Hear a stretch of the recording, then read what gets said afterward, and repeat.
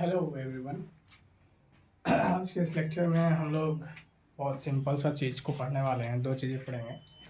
जैसे कि आप लोगों को पता है, इससे पहले हम लोगों ने chemical reaction equation chapter number 1 का कई सारे चीज़ों को कवर कर चुके हैं। पहले में हम लोगों ने इंट्रो पढ़ा था, उसके बाद हम लोगों ने कैसे बैलेंसिंग करते हैं, बैलेंसिंग के कौन से स्टेप्स होते हैं वो पढ़े थे। उसमें रिएक्टेंट्स क्या होता है, प्रोडक्ट्स क्या होता है, वो सब पढ़े थे। उसके बाद टाइप्स ऑफ केमिकल रिएक्शंस पढ़े थे। और अब हमारा इस चैप्टर का आखिरी टॉपिक है। इस चैप्टर का आखिरी टॉपिक है corrosion and rancidity. Corrosion and rancidity. Corrosion क्या है? कोरोजन एक ऐसा प्रोसेस है जिसमें क्या होता है कि जब कोई मेटल हवा के या किसी मॉइस्चर के कांटेक्ट में आने के बाद वो अपने ऊपर एक लेयर डेवलप कर लेता है, एक कोटिंग डेवलप कर लेता है। तो इसी प्रोसेस को कोरोजन कहते हैं। कॉमनली आप लोग देखे होंगे, जब भी कोई मान लीजिए आयरन बात करते हैं, जिसे आप नेचर में जब भी रखते होंगे तो क्या होता होगा कि उस पर एक जंग लग जाता होगा। और वो आमतौर पे वो रेडिश ब्राउन कलर का जंग होता है, जिसे हम लोग रस्ट कहते हैं। उसे हम लोग कॉमनली रस्टिंग ऑफ आयरन भी कहते हैं। तो कोरोजन क्या है? It is a process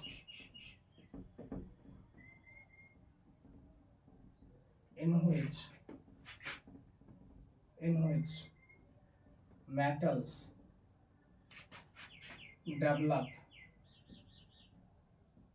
It is a process in which metals develop a coating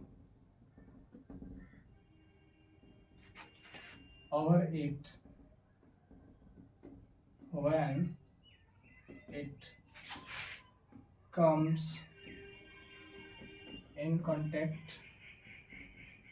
it comes in contact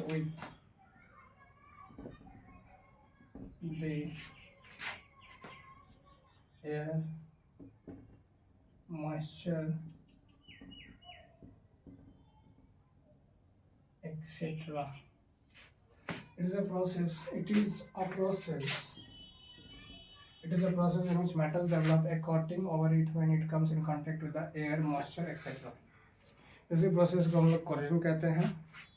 एक ऐसा प्रोसेस जिसमें मेटल्स अपने ऊपर एक कोटिंग डेवलप करता है। और कब डेवलप करता है? जब वो कांटेक्ट में आ जाता है। किसके कांटेक्ट में? एयर के, मॉइस्चर के। एयर हो गया, मॉइस्चर हो गया, किसी प्रकार की नमी हो गई, एक्सेट्रा के कांटेक्ट में आने के बाद ऐसा होता है। उदाहरण के लिए आयरन ले लीजिए।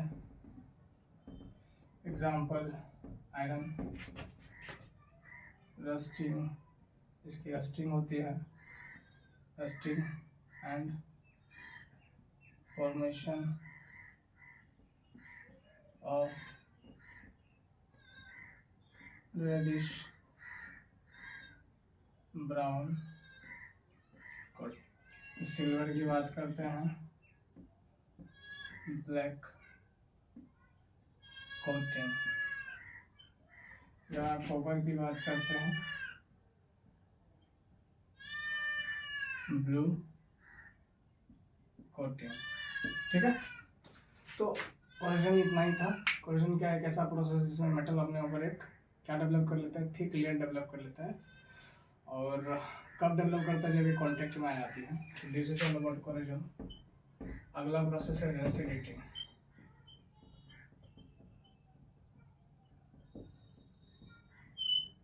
रेंसिडिटी क्या है? It is a process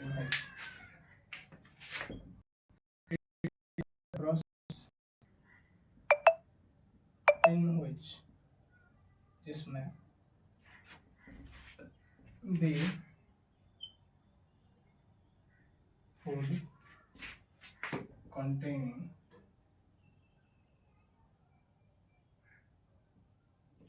fat and oil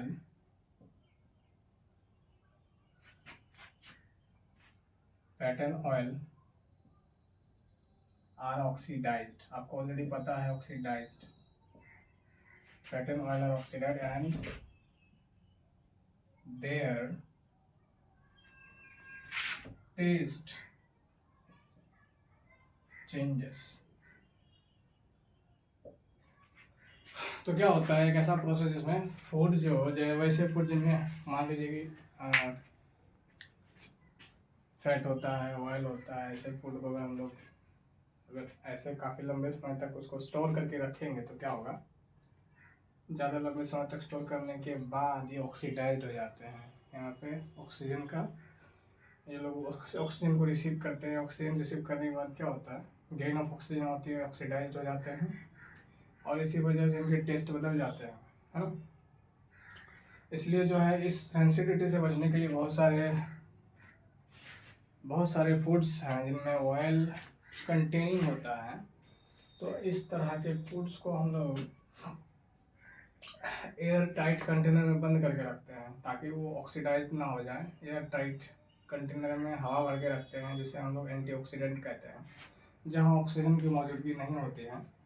for example nitrogen, हम लोग चिप्स के पैकेट में नाइट्रोजन गैस को बहुत अच्छे से भर के रख देते हैं, फुला फुला पैकेट में, उसमें नाइट्रोजन की गैस भरमार तरीके से भरी हुई रहती है ताकि जो चिप्स बनाया गया है, कुरकुरे बनाया गया है, वो एयर के कांटेक्ट में आके ऑक्सीजन से रिएक्ट करके ऑक्सीडाइज ना हो जाए, उनके टेस्ट खराब ना हो जाए।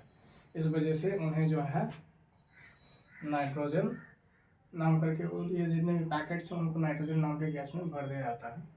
तो इसमें कई सारे हमारे सवाल जवाब भी हैं इस चैप्टर में। अब आई होप मैंने आपको बताया वो सारे आपके कंसेप्ट क्लियर।